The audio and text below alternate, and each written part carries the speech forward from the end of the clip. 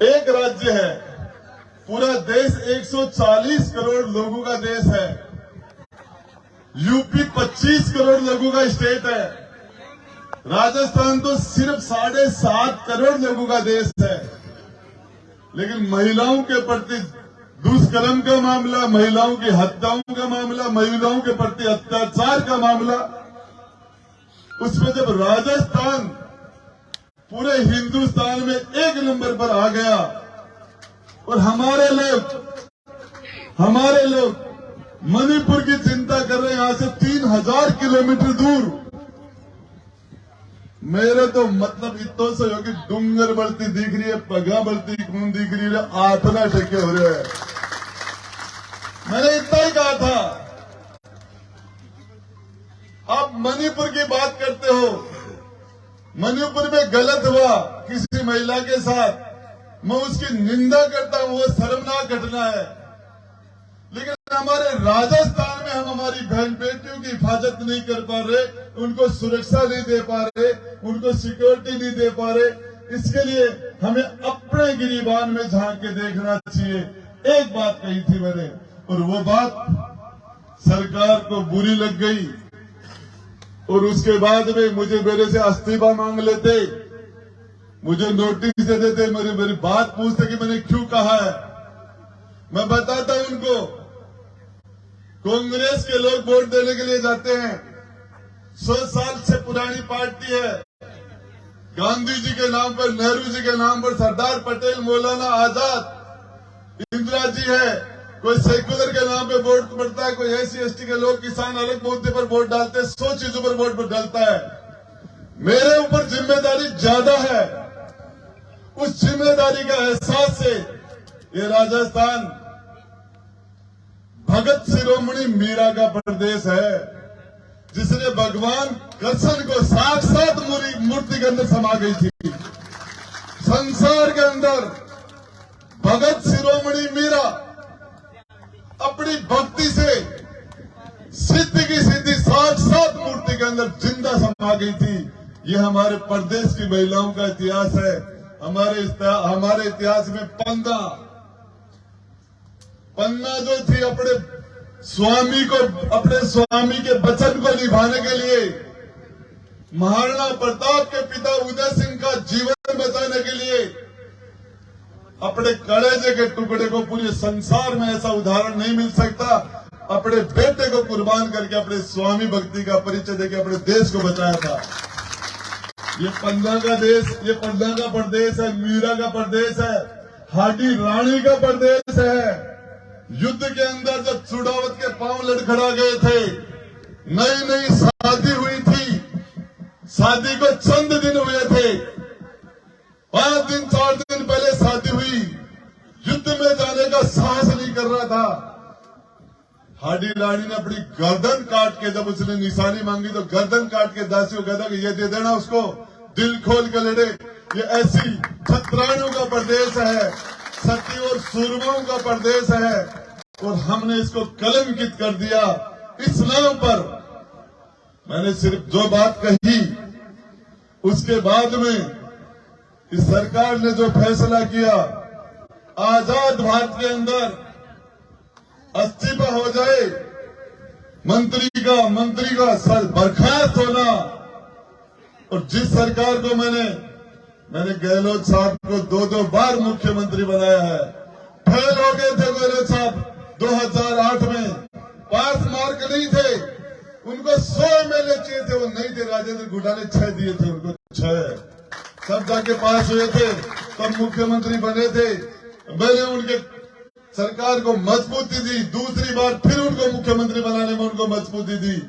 और जब वो महिलाओं के बारे में, जब रजत हमारे प्रदेश के अंदर वो गृह मंत्री भी है, तो मुख्यमंत्री है, वो वित्त मंत्री भी है, राजस्थान का गृह मंत्री भी है। गृह मंत्री होने से उनकी जिम्मेदारी और बढ़ जाती है। मैं बताना चाह रहा हूं आपको, उसके बाद ये शुक्रवार की घटना थी, फिर सोमवार को मैं विधानसभा में गया, तो मैं वहां गया तो मेरे पास विधानसभा में मंत्री के रूप में जो कुर्सी थी, उस कुर्सी पर बैठने का मेरा कायदा नहीं था, क्यों मैं मंत्री नहीं था। उस कुर्सी पर मैं नहीं बैठ सकता था। कोई भी बोल देता कि तू मंत्री नहीं है, चेयर पर कैसे बैठा है। और मेरे लिए विधायक के लिए कुर्सी अलॉट नहीं की थी। कुर्सी के ऊपर माइक होता है। राहुल गांधी जी ने कहा था, मोदी जी हमारा माइक बंद कर देते हैं, हमें बोलने नहीं देते, इसलिए पदयात्रा निकाल रहा हूं जनता के बीच में। यार मैं राहुल गांधी जी को बताना चाह रहा हूं, राहुल जी, मोदी जी ने तो आपको बोलने नहीं दिया, माइक बंद कर दिया। आपने तो मुझे जनता का चुनाव प्रतिनिधि, मुझे आपके मुख्यमंत्री ने तो मुझे, आपके अध्यक्ष ने तो मुझे कुर्सी नहीं दी, मेरी कुर्सी खा गया। और उसके बाद मैंने अध्यक्ष से कहा मुझे बोलना है। दुनिया की कोई भी अदालत, कोई भी कोर्ट किसी भी दोषी को बड़े से बड़े अपराध भी यदि कोई कर दे तो उसको सुनाई का मौका दिया जाता है। देश में इंदिरा गांधी की हत्या हुई थी, वो हिंदुस्तान की प्रधानमंत्री थी। इंदिरा गांधी को गोली मारने वाले लोग, उनका भी वकील बना था हिंदुस्तान का सबसे बड़ा वकील राम जेठमलानी। उनके भी मुकदमे चले थे, उस मुकदमे में भी बयान हुए थे, बहस हुई थी। जब फांसी की सजा हुई तो ऊपर के कोर्ट में अपील भी हुई थी, हाई कोर्ट में, और हाई कोर्ट के बाद में सुप्रीम कोर्ट में अपील हुई थी, और सुप्रीम कोर्ट के बाद में राष्ट्रपति के बाद में अपील हुई थी। मेरा फैसला तो 1 सेकंड में कर दिया, सुनाई का मौका नहीं दिया। ऐसा हिंदुस्तान में पहली बार। और सिर्फ 50% हमारे देश को, हम लोगों को पैदा करने वाली हमारी माताएं, हमारी बहनें, मैं आपको बताना चाह रहा हूं, मेरे 20 साल के राजनीतिक जीवन में, और मुझे पता चला कि आज मुझे पता चला कि मैं 100% ठीक हूं, 100% में मैं सही हूं। यहां मुझे पूंछ में आने के बाद पता चला, पूंछ में आने के बाद पता चला इतनी बड़ी तादाद में माताएं बहनें मुझे अपने मुद्दे पर कि महिलाओं के लिए, हमारी राजस्थान की महिलाओं के सम्मान के लिए जिस आदमी ने कुर्सी खोई है, उसके लिए माता और बहन साथ आके खड़ी हुई। और उसके साथ साथ एक चमत्कार और हुआ, मैं आपको बताना चाह रहा हूं। पहली बार मेरी मीटिंग के अंदर आज मेरी बेटी भी आई है, वो शायद इसीलिए आई होगी, कभी आती थी पहली बार। और उसको भी पता चला, मुझे पता नहीं कैसा, लेकिन मैं आपको बताना चाह रहा हूं, हम मां भवानी जगदम्बा के उपासक हैं। हम मां भवानी जगदम्बा, हम महाकाली, महालक्ष्मी और महासरस्वती के उपासक हैं। नवरात्र में हम कन्या का पूजन करते हैं, उनके पांव धोते हैं और उस कन्या के पांव का चरणामृत लेते हैं। ये हमारे संस्कार हैं। इस प्रदेश का एक मंत्री ये कहे, महिला के दुष्कर्म के ऊपर, बच्चों के साथ जो बुरे कर्म दुष्कर्म हो रहे, उस पर एक मंत्री ये कहे, ये मर्दों का प्रदेश है, मर्दानगी की निशानी है, डूब मरने की बात है। शर्म आती है मुझे ऐसे लोगों के ऊपर, ऐसे लोगों में बदबू आती है। जिन लोगों के बीच में से, मैं आपको बता रहा हूं, मेरे सामने मुझे बुला के कहा, राजेंद्र गुड़ा तू माफी मांग ले। मैंने कहा मैंने क्या गलती की है, मैं माफी मांग लूं, मेरी गलती क्या है।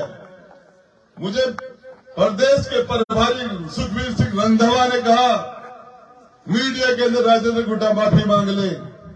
मैं आपको बता देना चाहता हूं, मैं राजशेखा का वंशज हूं, राजशेखा का, जिसकी एक साथ एक महिला के सम्मान के लिए रड़ावता में 3 पीढ़ियां एक साथ कट गई थी।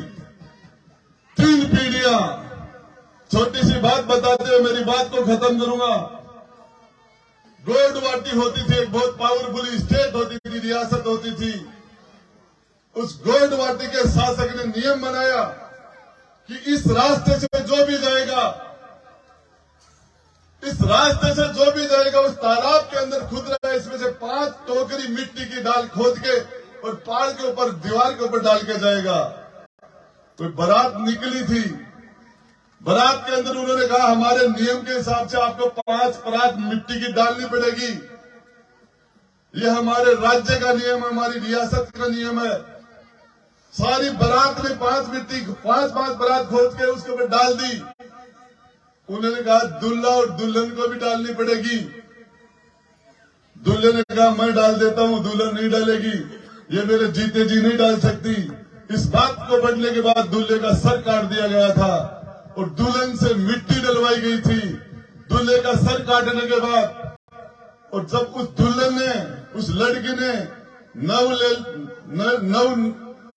नवेलन दुल्हन बन के आई, उस बच्ची ने जो मिट्टी उसे डलाई गई, फिर उसके बाद उसने कहा तेरे पति की हिस्से की मिट्टी भी तू डालेगी।